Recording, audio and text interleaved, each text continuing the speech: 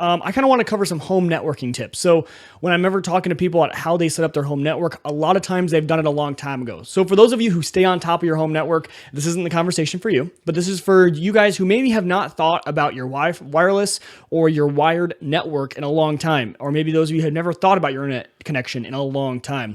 What kind of brought this up was when you moved, we were kind of having some issues getting your stuff set up. And so I thought, for some people, unlike Colin, who maybe have not updated their stuff, Colin keeps up to date with most of his stuff. And so he has, you bought that wireless router not too long ago, maybe a year or two ago. It was a year ago. It was when Cox updated. Yeah, and it has the stuff you need. So just a few quick tips that I wanted to cover with you guys. If you notice your wireless connection is slow and you supposedly have really fast speeds from your internet provider, oftentimes it is the equipment you are using. Funny story. I lived with a buddy in between. I lived on his couch during the summer, and I noticed he even told me, his internet's slow. And so I had already bought my router that I was going to use in my new apartment that wasn't ready yet. And so I plugged it in, and his speeds like tripled, and he was just like, wow. This is just insane. He had super old stuff. He had never thought about it. A lot of people think, hey, it's Wi-Fi's Wi-Fi, right? And modem's modem. Let's just plug them in. And it's the stuff I had from 5-6 years ago. Well, technology has advanced a lot. So a few things.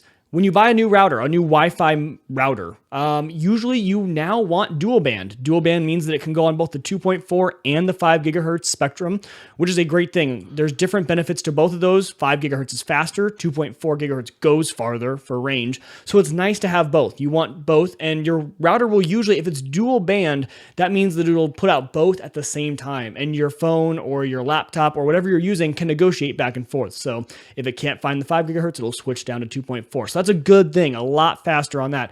That also means if you're running dual band, you are running the latest 802.11n. And N is probably the minimum, I would say right now. Most routers that you guys are going to have, if you've bought them in the last few years, are going to be 802.11n. But that is kind of the minimum. That is kind of that's the speed that you want. Now, they do have a new level.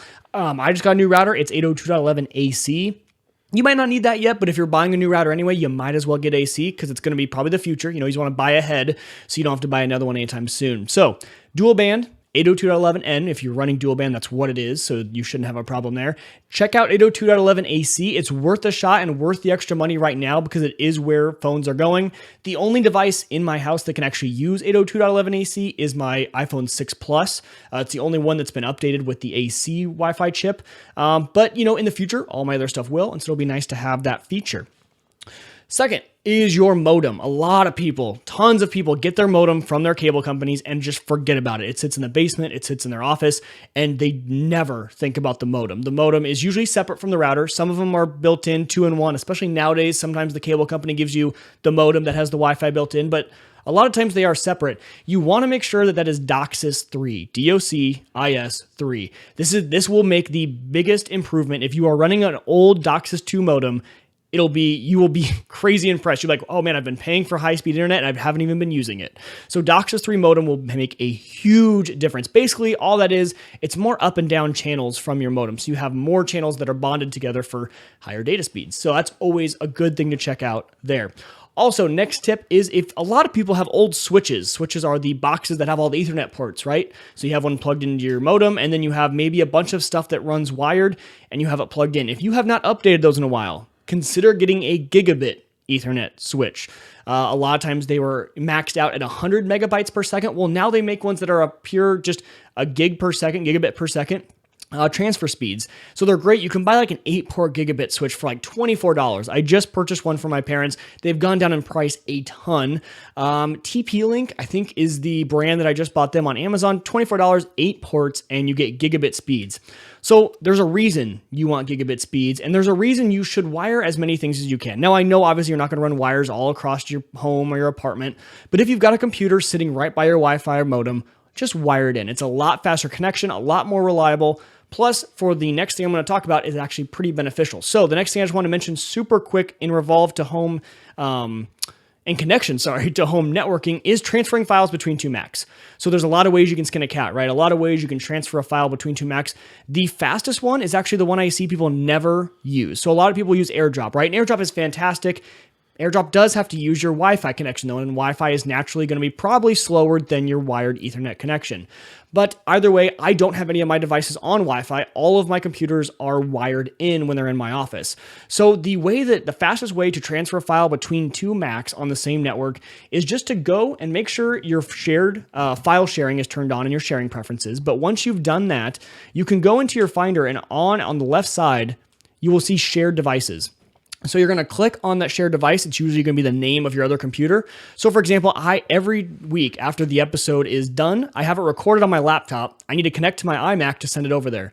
So I click it, I click log in, and it asks you for your credentials. You simply enter the credentials that you would use to log into that computer normally. So if I'm my same credentials that I would log into my Mac, I type those in, hit connect, and then all of a sudden I see everything that's on that computer. I see all the files. I see any hard drives that are attached to it. So I could throw a file onto the external hard drive that I have attached to my iMac. You select where you want to go, drag and drop a file, and it will go literally in a second. I can send gig files in seconds because it's using just the basic network connection that you have, not going over Wi-Fi, or it can if you're on Wi-Fi, but it uses whatever connection it has that's the fastest, and it's simply the fastest way to transfer files. So check that out. If you have Macs in your home that you're transferring files between, just go into that shared and log in. And once you've done that, they will stay logged in. It'll almost be like a mounted little hard drive you can see on the right side, usually on your desktop. You'll see it mounted once you've done it. So that's just a quick way that you guys can transfer files and a few quick tips on home networking. If you guys have not thought about it in a while, definitely think about upgrading some of your equipment. I think you guys will really like the benefits of what you see when you upgrade those stuff. So dual band 2.4 and 5 gigahertz, DOCSIS 3 modem, and a gigabit switch. Those are my tips.